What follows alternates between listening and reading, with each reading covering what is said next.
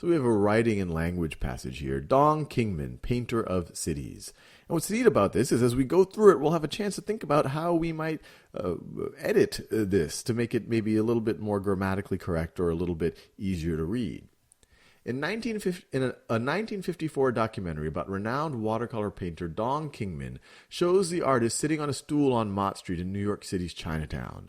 A crowd of admiring spectators watches as Kingman squeezes dollops of paint from several tubes into a tin watercolor box. From just a few primary colors, Kingman creates dozens of beautiful hues as he layers the translucent paint onto the paper on his easel. So that sentence I just read, that felt like a lot. Even when I was reading it, it felt hard to take it all out in one breath. And where I paused here, at least when I was reading it, it felt like that could be a place where instead of it just being a comma and keep going, that this is a good place to start a new sentence. But let me just make sure that the two parts of this long sentence right now can stand as their own as sentences. A crowd of admiring spectators watches as Kingman squeezes dollops of paint from several tubes into a tin watercolor box. Yeah, that's a sentence. And then after that, from just a few primary colors, Kingman creates dozens of beautiful hues as he layers the translucent paint onto his easel. Yeah, that's a sentence too. So I for sure would put a period after box here. And so when you see this one, this means we're this one with this gray box around it. That means we're in question one. And question one says, do we want to rewrite this underline part? And if we do, how would we do it? So we go to this. This is the question one right over here. And I want to change it. I want to put a period there to make this into this one big sentence into two cleaner sentences. And out of these choices, this is the only one that puts a period after the box. So it makes it very clean, just the way I said. A period here, and then start a new sentence from just a few primary colors. This one over here, it actually just removes the comma, in some ways making those, what I think should be two sentences, even more run-on. This one, they remove the comma back here, but that doesn't help the situation. I definitely don't want to just keep it as is. So I feel very confident about B. So let's keep going. So I finished with easel. Each stroke of the brush and dab of the sponge transforms thinly sketched outlines into buildings, shop signs, and street lamps. The street scene Kingman begins composing in this short film is very much in keeping with the urban landscapes for which he is known best, or for which he is best known. Kingman, and when they have these numbers in brackets, this is now they're just numbering the sentences. Some of these questions, they might refer to these sentences in some way. So the numbers in these gray boxes, this is literally, hey, how would you rewrite this underlined portion? And that's the question number. While this is, they're referencing the actual sentences. So the first sentence is, Kingman was keenly interested in landscape painting from an early age. In Hong Kong, where Kingman completed his schooling, teachers at that time customarily assigned students a formal school name. All right. His interest was so keen, in fact, that he was named after it. That felt a little awkward. He was named after what? After his school? Well, anyway, I'll just keep reading. The young boy who had been called Dong Moi Shu became Dong Kingman.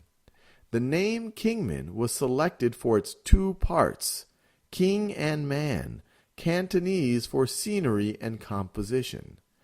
So this is question 2. How would we rewrite this?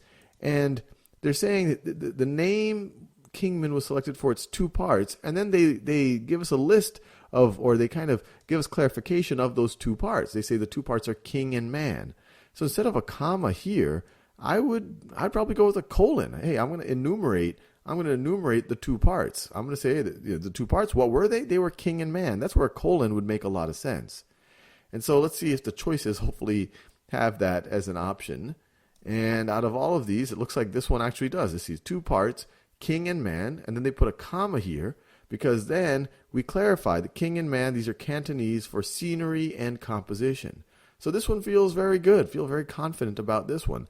This one is even worse. It kind of gets rid of that comma. This one gets a semicolon right over here. Two parts, king and man. Semicolon's kind of too strong of a. It's kind of making this a completely. We're kind of starting another somewhat independent clause over here. So I don't like that. I definitely like putting the colon here and then a comma here, because Cantonese for scenery and composition is giving us more clarity where the king and the man is coming from. So I definitely like it. But what really convinces me is putting the colon here, because it enumerates the two parts, king and man. As Kingman developed as a painter, his works were often compared to paintings by Chinese landscape artists dating back to the Common Era 960, a time when a strong tradition of landscape painting emerged in Chinese art. Actually, for question 3, this seems reasonable. As Kingman developed, I'm always suspicious of myself when I think that something's okay, but let me just double check. As Kingman developed as a painter, his works were often compared to paintings by Chinese landscape artists. Yeah, that's right. His works would be compared to paintings, because his works are paintings. A time when landscape artists dating back to CE 960, a time when a strong tradition of landscape painting emerged in Chinese art. So for question 3, I actually think I'm actually feeling no change, but let's look at the other choices. As Kingman developed as a painter, his works were often compared to Chinese landscape artists. No, you wouldn't compare his works, which are paintings, to other artists. You might compare Kingman to another artist, but his works wouldn't be compared to other artists. You're comparing an object, a painting, to people here. So this doesn't make sense. The second one, his works were often compared to painters of Chinese landscapes. Well, no, that's the same thing. You're comparing the works to people. You might compare Kingman to painters, but this is comparing his works were often compared to. So it makes sense that his works would be compared to paintings, not to landscape artists or painters of Chinese landscapes, or compared to artists. And it looks like there's a little typo right over here. This D is probably, they said, hey, this is D. I'm using a prototype version of the interface, so there's probably going to be a few bugs on the stuff that I'm making the videos on. But this, you wouldn't want to compare to the artists either. So let's keep going. So I feel good. I feel good about the no change. All right, let's keep going. So we are right. We are right here. Kingman, however, vacated from that tradition in a number of ways, most notably in that he chose to focus not on natural landscapes, such as mountains and rivers, but on cities. So vacated seems like a bit of an awkward word here. I mean, to vacate means to leave. So I guess, I kind of get what they're saying, but it feels like more of left from that tradition or departed from that tradition might make more sense. But let's see what the choices are. So no change would be vacated. Then you have evacuated from that tradition. That kind of, at least in my brain, imagines that there's like an emergency where he has to leave the tradition. Departed feels right. He departed from that tradition. He moved away from it in a number of ways. Retired from that tradition, that also doesn't feel quite right. So I would go with departed. Retired from that tradition in a number of ways. No, I think it's much more of like this, I imagine kind of splitting off from that tradition. Or even split. Kingman, however, split from that tradition in a number of ways would also be an interesting way to say it, but they didn't have that choice over here. So let's keep reading. So, but most notably in that he chose to focus not on natural landscapes such as mountains and rivers, but on cities. And so now we have just question 5 here. I guess it's probably referring to what we just read. So let's see what question 5 is. For the sake of cohesion of this paragraph, so that's the paragraph we just read, this one right over here. For the sake of cohesion of this paragraph, sentence 3 should be placed. So sentence 3 is this one right over here. That's sentence 3 right over here. Sentence 3, and that's actually the one that tripped me up a little bit, because I said his interest was so keen, in fact, he was named after it. And the sentence before it, they're talking about students assigned to formal school names. So was he named after his school in some way? So A is leaving it where it is now. B is before sentence 1. So that means that this would be the first sentence in the paragraph. His interest was so keen, in fact, that he was named after it. Kingman was keenly interested in landscape painting from an early age. No, that doesn't, this sentence 3 is referring to something. So something else has to be written before. This would not be something that you would want to start the paragraph with. See, after sentence 1. So let's see how that would read. Kingman was keenly interested in landscape painting from an early age. His interest was so keen, in fact, that he was named after it. In Hong Kong, where Kingman completed his schooling, teachers at that time customarily assigned students a formal school name. The young boy who had been called Dong Moi Shu became Dong Kingman.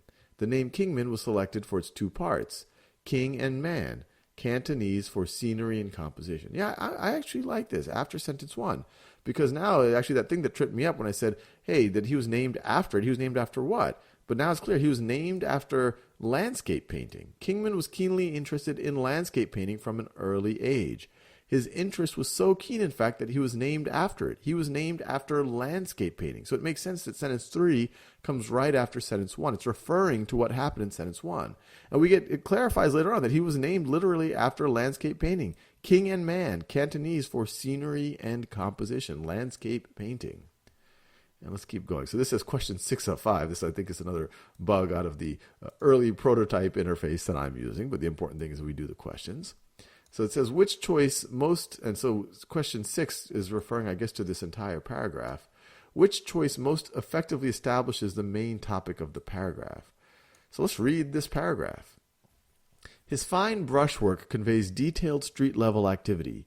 A peanut vendor pushing his cart on the sidewalk, a pigeon pecking for crumbs around a fire hydrant, an old man tending to a baby outside a doorway.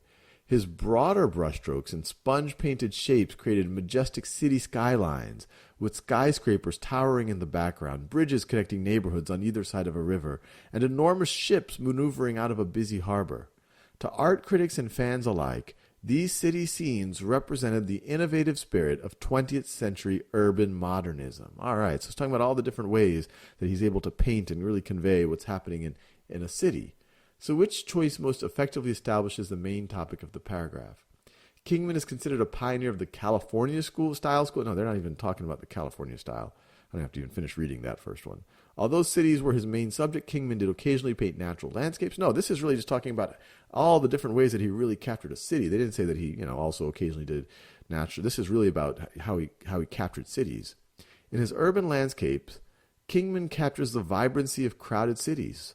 Yeah, I think that's pretty much it. That's what this paragraph is about.